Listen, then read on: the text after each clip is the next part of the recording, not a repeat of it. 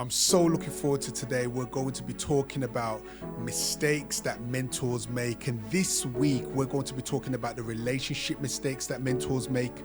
You know, when you're building relationships, whether you're building a relationship with a child, whether you're building a relationship with a peer, whether you're building a relationship with a professional, you have to be very aware that you're building a relationship, and there are very strong relationships that are built, and they are built on trust, they're built on consistency, and they're built on the understanding of healthy boundaries. And in this episode, we're going to explore 5 common relationship mistakes that can damage trust and limit growth. So mistake number 1 is making it about you. Now, this is a mistake that can be so common because when you're a mentor, or when you're a teacher, or when you're an encourager or a coach, or you're the one that's giving that kind of encouragement from the dynamics, it can be about you because you're sharing things about you.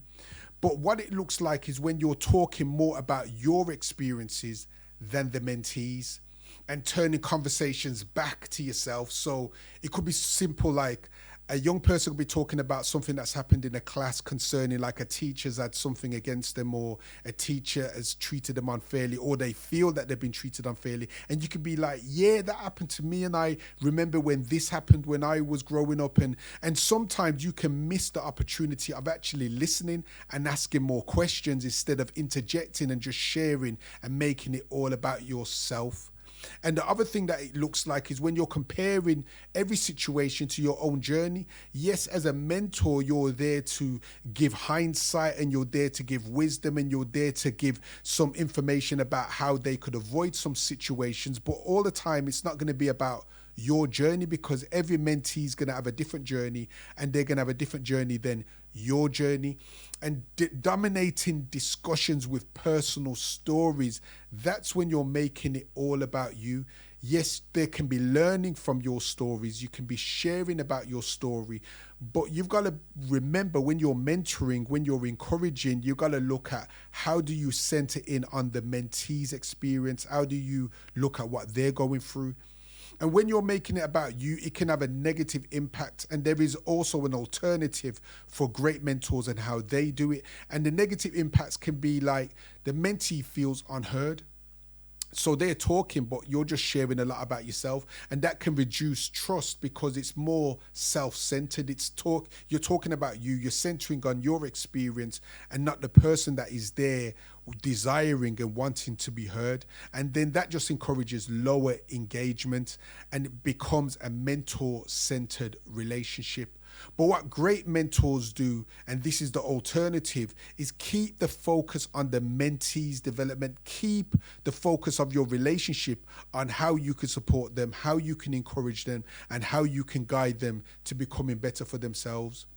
So mistake number 2 is oversharing. Now, this is such a common mistake, and it's an easy one to do because you want to share, you want to encourage, you want to help, but sometimes you can be oversharing.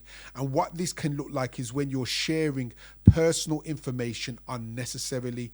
The key word here is unnecessarily. Sometimes you do need to share, but you don't always need to share. And when you're discussing inappropriate personal issues, now this can be very awkward because it can make the mentee feel discomfort and feel uncomfortable because you're sharing things that really you shouldn't be sharing. And the other thing that you could be doing when you're making these mistakes is when you're using a mentee as a confidant. And when we come into mentoring relationships, a lot of times we've got things that we're working through. We're trying to overcome some of the challenges that we've gone through in life. But we have to remember that when we're there being a mentor, we're there for the young person. We're there for the person that needs support. So it's not about them being a confidant for us. We need to find our confidant in someone else, in an other relationship, in a peer relationship, in a therapist, in a partner, or someone else, not in a mentee. And the other thing that can be a very big hindrance with this oversharing is revealing information that creates discomfort. Something can be very uncomfortable for the mentee, and then you can be talking about it and going deeper into it when really they don't even want to talk about it anyway. And that is always going to be crossing professional boundaries. So we have to be very careful about that, and there's a lot of negative impacts that that creates for the young person that when we're talking to them. And sometimes it's not just a mentee, sometimes it's a child, sometimes it's someone that we're coaching in a football team. It could be wherever, but we're thinking about this mentee mentor relationship, and the impact on the mentee can be a confusion about roles. Because if you're oversharing, it's becoming a personal relationship now, because why are you sharing so much? And it reduces your professionalism, and it creates discomfort for the mentee, but it also blurs the boundaries. And what great mentors do as an alternative is they share only what serves the mentee's growth. So when you're sharing something that's personal, you're sharing something that's going to be encouraging the mentee and helping them to grow. So that's something that you need to be able to consider. So mistake number 3 is blurring the relational lines. What does this look like? It looks like becoming a friend more than a mentor. And when I was starting on my mentoring journey, I remember that I had this belief that if I really get on with my mentee and I've got really great rapport and we can talk and share, and I thought that I was being a good mentor, but I didn't realize that I was creating a rod for my own back, because there was times where I was becoming too familiar and the mentee was becoming too familiar and they wasn't treating me as a professional. And I didn't really fully understand why I was experiencing that, and I was taking it as disrespect. But it was because I was thinking being a good mentor was being an overly friendly mentor. And during my journey, I've learned that that's not the way forward.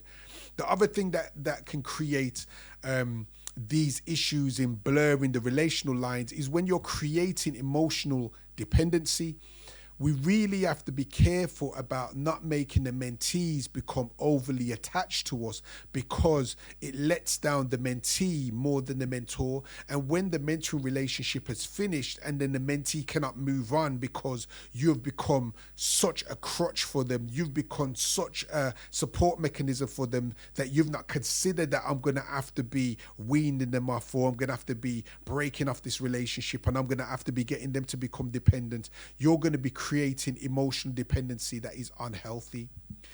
When you're failing to establish boundaries, this is what creates all of these different kinds of issues. And it's really important when you're losing clarity of your role, then your mentee is going to be quite confused with what is your role and how should they be relating to you.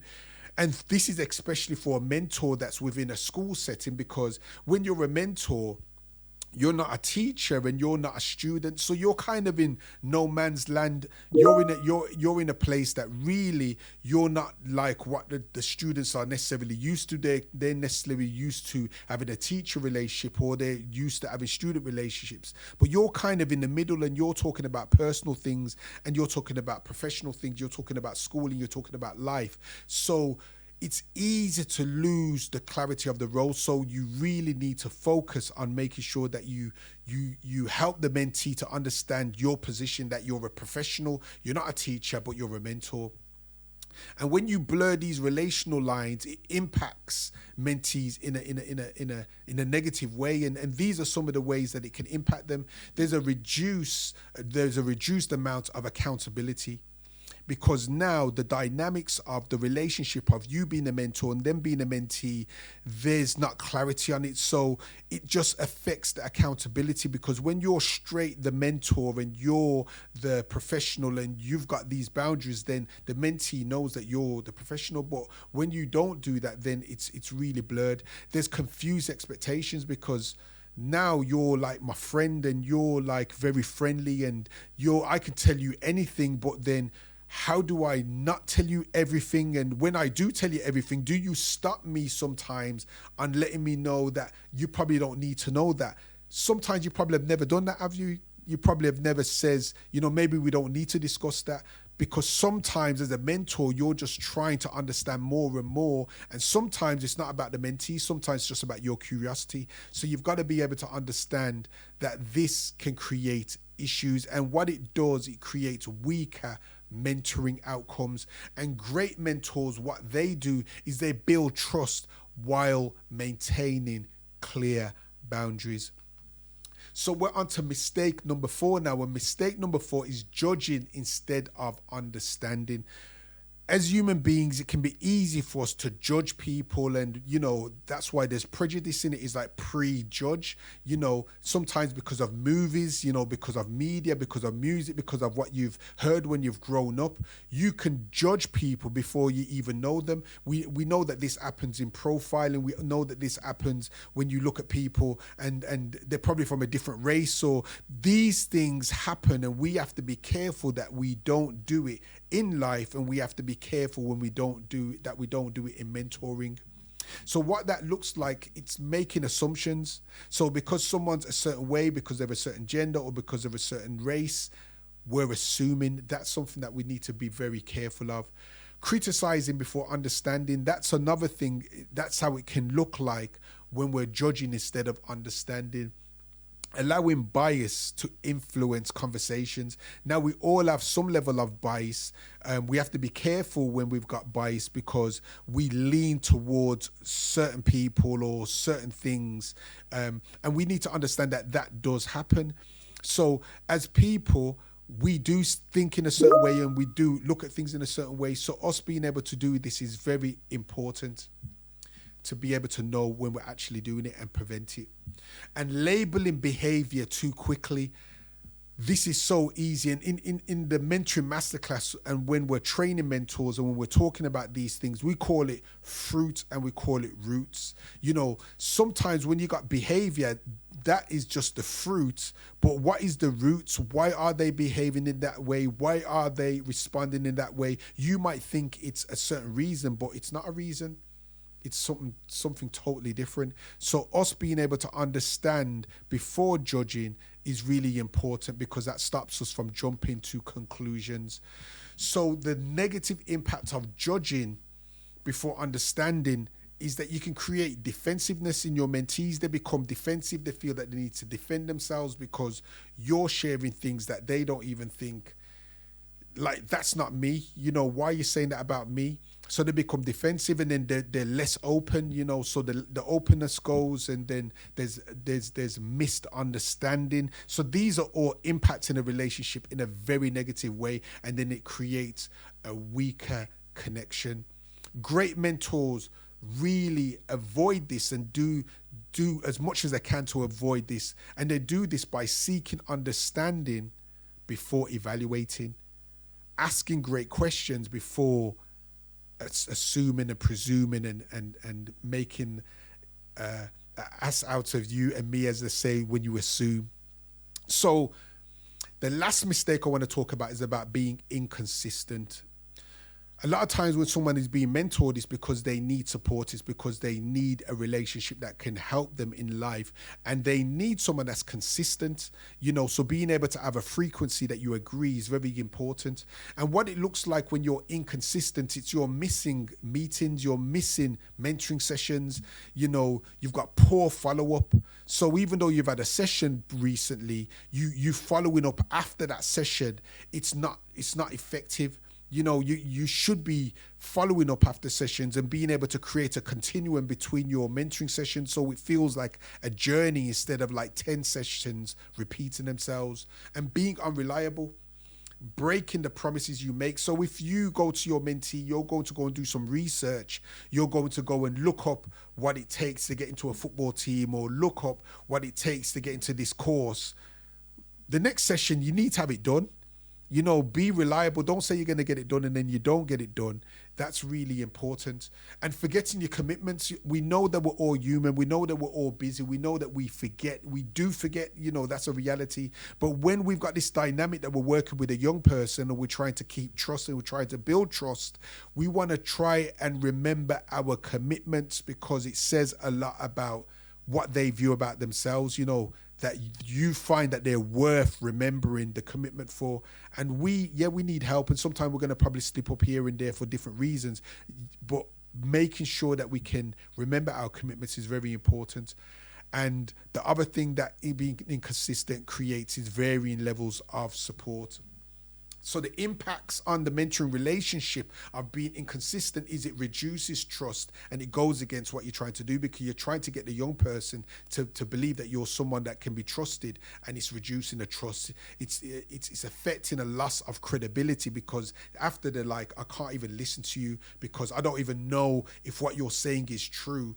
They don't even know if you're going to follow through. So it's like your credibility is being eroded because of you not following through. And then there's frustration, because the young person's frustrated now because they're expecting you to do something that you haven't done. You've consistently missed it or not done it, and then you're making excuses instead of being humble. And then there's going to be frustration, and then that just leads to damaged relationships. And what great mentors do is they be reliable, they be prepared, and they be consistent.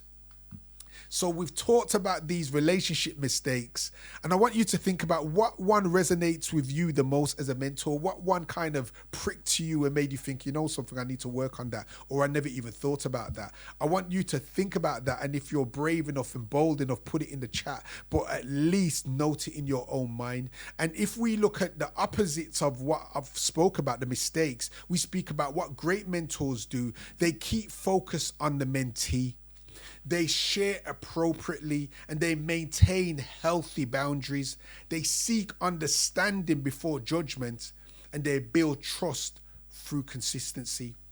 So people may forget what you said, but they will not forget how you made them feel. So I want to say to you, be a great mentor and do all you can to avoid these mistakes. And if you've made them, just put into practice new habits, new ways of moving forward. So I want to say thank you once again for being with me and listening, and for turning up this week.